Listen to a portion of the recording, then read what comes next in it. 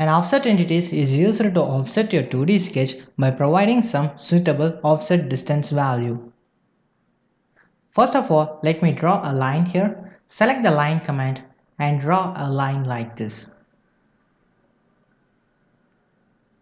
And now I'm going to click on the offset entities command from the command manager and select this line. Right now my offset distance is 10. I'm going to change it to a value of 50. And you can also reverse your offset direction by clicking this reverse button here.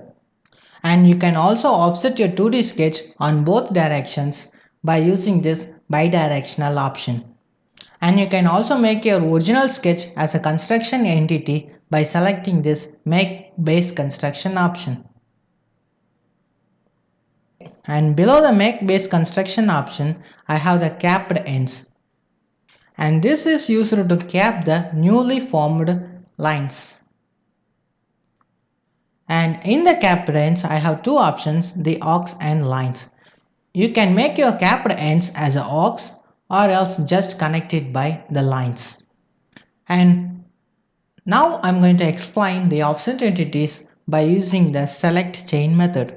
For that, I have drawn a rectangle here and select the offset entities, and right now I'm going to select the edges of the rectangle.